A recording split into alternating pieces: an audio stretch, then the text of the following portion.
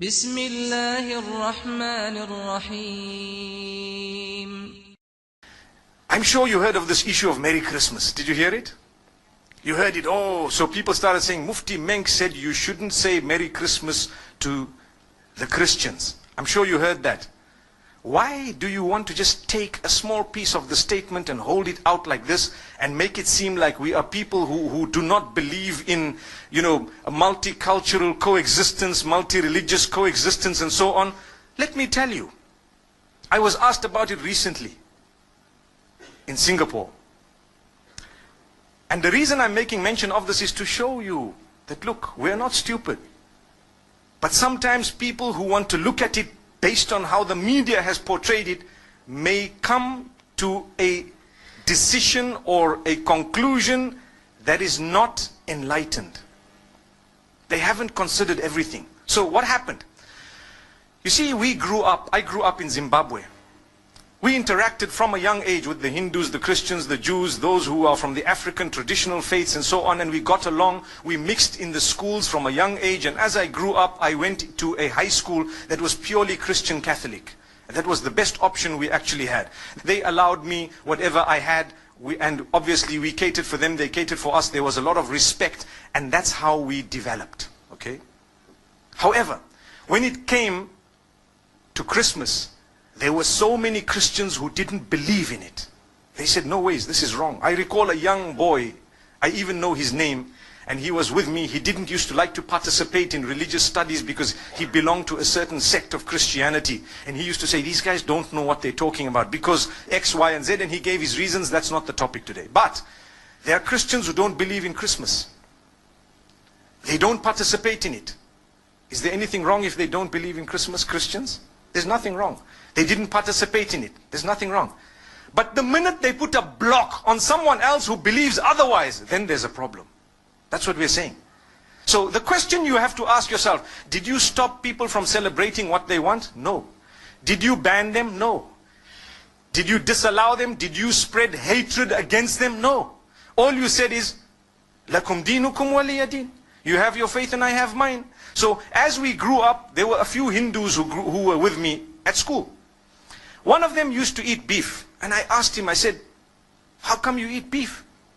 Isn't this supposed to be one of the gods that you consider, a god with respect to them, with due respect to them? But he says, no, this is a special beef. I didn't understand that, but it was just that, okay, I'm not such a strict Hindu. That's what it meant.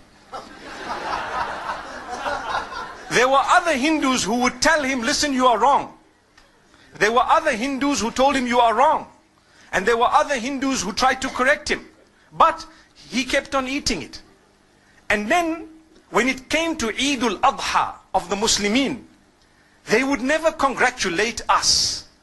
Why? Because we are sacrificing or slaughtering their God, so to speak. We never ever felt bad. Don't expect, and please don't expect a Hindu to tell you Eid Mubarak at Eid al-Adha. Respect them and understand that what you are doing is blasphemous to them, but they've allowed you to continue. It doesn't mean they hate or they are intolerant. It just means that they believe differently and they have a separate system of belief, and it would be insulting to them to actually come onto this side here and tell you, look, as much as you're cutting my God, but well done, welcome, enjoy it, enjoy that. You don't expect it. Come on, use your brain. This is what tolerance and coexistence is all about. It's not about a statement. It's more about allowing them to believe what they have to, with respect in a way that you respect what they have as well. That's all it is. So what happened is, as time passed, it was amazing, because when it comes to the other faiths, we found the same. People didn't participate in some rituals of other faiths. That did not make them bigots. But they respected each other. There was a young man who became a Muslim from the Hindus. The day they were, when they die, what happens is they burn the body. They cremate that body. So this young man, his father had died, and they were cremating the body, and they asked him as the oldest son to actually light the fire. And he said, look, as much as you want me to do it, and that's my father, I'm sorry, it goes against my beliefs. And it caused a commotion until some of those who were wise, who knew. They said, look, that's the man's beliefs. Come on, leave him. Let the next son do it. How can you impose on him some... The idea is to coexist with your difference. That's what makes you a rainbow nation. That's what it is. But you don't shove your opinion down the throats of others. Just like now, in the Western world, they are banning you from covering your hair in some countries. That would create another problem. Why? Like the Honorable Minister said, it would make people feel that they are at war with the system because, hey, you know what? This is my basic right to believe something. I believe this is wrong. I believe this is right. That's the idea. So, from among the Muslims, there are those who believe that it's okay to participate in Christmas. And from among the Christians, there are those who believe that it's not okay to participate in Christmas. Look at the irony.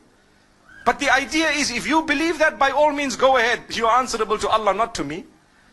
If this one believes otherwise, go ahead. But please don't impose it on me. If I don't want, it's one of those things. Come on.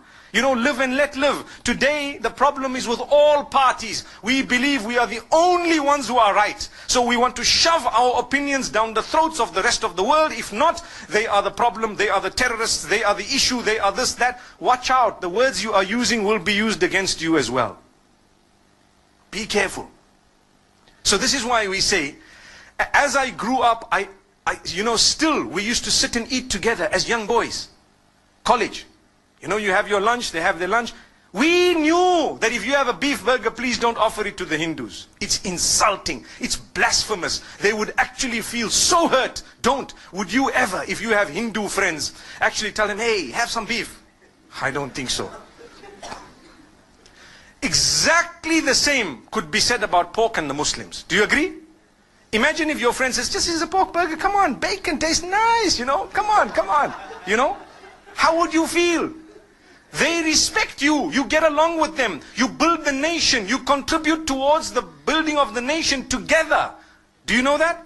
But you have different dietary restrictions which are respected. So, this is something that we need to talk about. It's got nothing to do with this person is intolerant. There is a big difference between difference of opinion and intolerance. Very big. I can differ with you right now. I can differ with you on 100 matters, but I'm so tolerant. I promote tolerance. I promote coexistence. I promote the fact that all of us should contribute towards the development of our nation. Here in Malaysia, you have people, you have the Chinese, you have the Malays. On the other hand, you have Muslims, you have Buddhists, you have perhaps people who belong to Christianity, maybe even, you know, Jewish people, whatever other faiths. I don't know how the nation is made in terms of, you know, the various faiths, but I'm sure there are more than 20 or 30 different faiths. Look at the civil service. You will have people belonging to every race and to every religion, and they are serving the nation. That's what they're doing. What are they doing? Serving the nation.